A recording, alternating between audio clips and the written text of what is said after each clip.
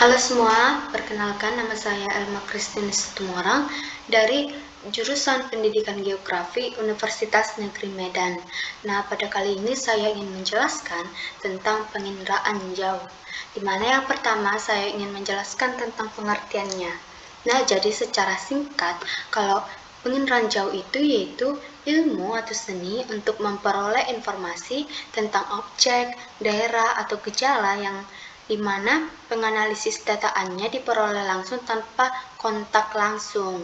Nah, jadi dalam mengerjakan penginderaan jauh ini ada tiga langkah untuk mengenali objek yang akan kita teliti, di mana yang pertama itu ada deteksi, dan yang kedua itu ada identifikasi, dan yang ketiga itu ada analisis. Nah, deteksi di sini kita mengetahui ada atau tidaknya suatu objek yang ingin kita teliti. Dan kalau identifikasi itu yaitu setengah rinci atau sebagian dari jalan ketika kita menemukan suatu objek. Nah, di sini kita ingin menganalisis data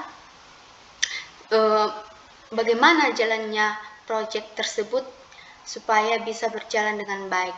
Dan yang ketiga itu yaitu analisis atau lebih rinci. Nah, di sini sudah dapat disimpulkan bagaimana cara-cara yang akan kita lakukan dalam penginderaan jauh untuk menganalisis suatu objek. Nah, kita masuk ke nomor yang pertama, yaitu sumber energi.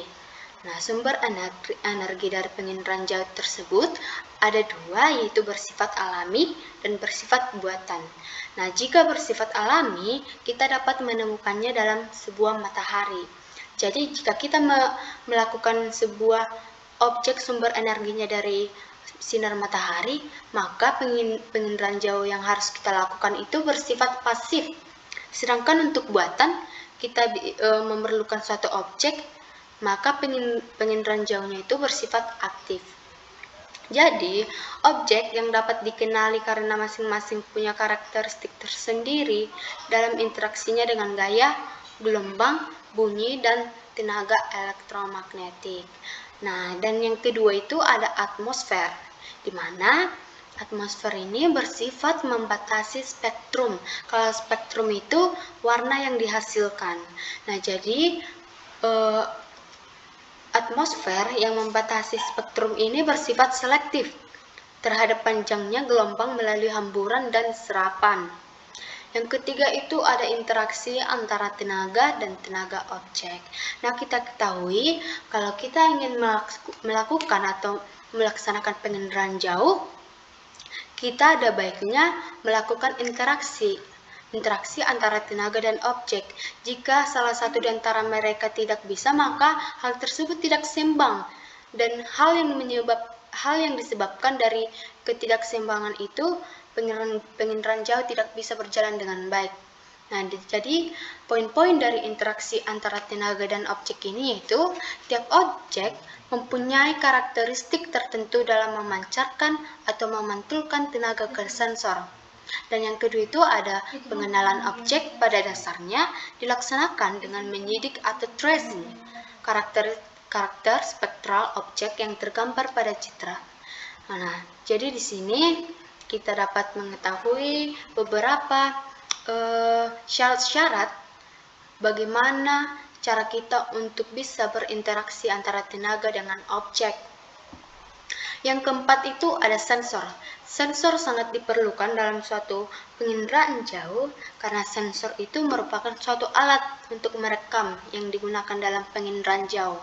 Seperti pengertiannya yang di atas tadi, kalau penginderaan jauh itu secara tidak kontak langsung. Jadi, kalau tidak kontak langsung, maka kita memerlukan suatu alat rekam. Nah, dan yang kedua itu kita harus memakai resolusi spasial. Kalau sensor dan resolusi spasial ini merupakan satu jalan, di mana resolusi ini berfungsi untuk memampukan sensor untuk menyajikan gambaran objek-objek terkecil. Jadi, objek apa yang ingin kita teliti secara kecil dia bisa terlihat di dalam penginderaan jauh. Nah, jadi dari hal tersebut kita masuk ke dalam macam-macam sensor berdasarkan proses rekamnya. Jadi macam-macam sensor berdasarkan proses rekamnya ada 3. Yang Pertama itu sensor fotografik, di mana prosesnya itu secara kimiawi atau dengan film. Ini dapat kita lihat dari foto udara, foto satelit, foto orbital. Yang kedua itu ada sensor elektronik, di mana dengan tenaga listrik atau sinyal yang kita berikan dengan pita magnetik atau detektor lain. Yang ketiga itu ada FU. FU ini singkatan dari Visual United, yang merupakan citra, tetapi citra ini belum tentu FU. Yang kelima itu ada perolehan data.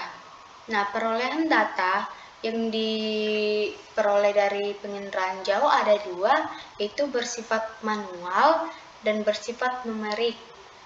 Jadi, kalau bersifat manual itu kita dapat menginterpretasikannya terhadap FU yang kita bahas tadi di atas.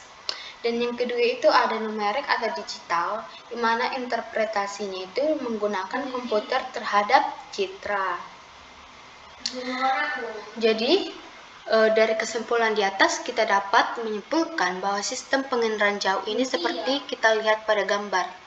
Beginilah cara-cara bagaimana sistem penginderaan jauh ini bisa berjalan dengan baik. Nah, dari gambar ini dapat kita lihat bahwa ada beberapa cara-cara yang dilakukan, dengan cara pengambilan data dulu, terus melakukan wahana, terus melakukan pantulan, baru mendapatkan suatu informasi dari penginderaan jauh tersebut. Nah, jadi secara lebih jelasnya lagi, hasil penginderaan jauh itu bisa berupa data gambar, bisa berupa data angka atau digital. Nah, jadi data gambar itu berupa suatu gambaran yang tampak dari suatu objek sebagai hasil dari perekaman, atau bisa kita sebutkan seperti foto-foto yang kita ambil dari HP kamera kita. Nah, HP dari kamera kita ketika kita memfoto suatu objek, hal tersebut sudah termasuk dalam hasil penginderaan jauh. Nah, kalau data angka itu, yaitu data hasil rekaman sensor yang disimpan dalam bentuk angka, disimpan dalam pita magnetik dan ditafsirkan dengan komputer. Nah, jadi hal ini kita masih diperlukan, tetapi yang paling penting di sini yaitu komputer. Jadi citra dapat dibagi menjadi dua macam, satu citra foto dan dua citra non-foto. Kalau citra foto itu merupakan citra yang dihasilkan oleh alat sensor yang berupa kamera.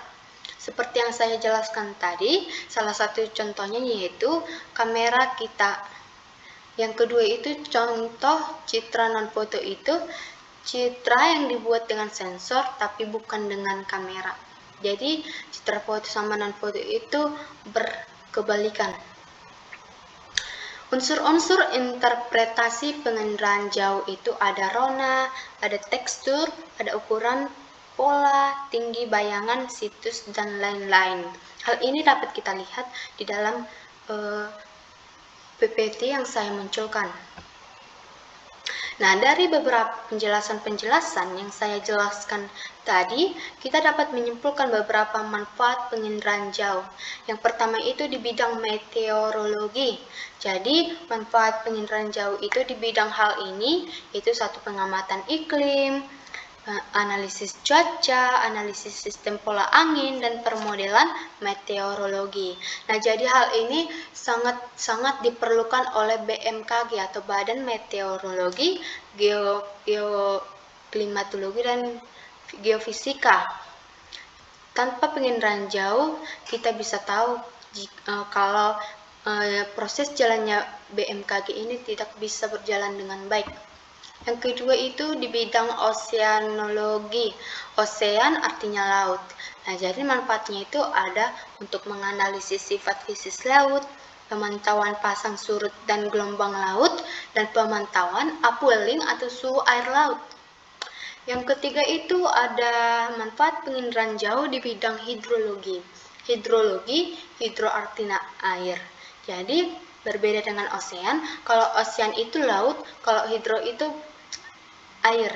Atau bisa juga perbedaannya itu ocean itu berada di samudra atau laut, kalau hidrologi itu berada di bagian danau, sungai, dan sebagainya.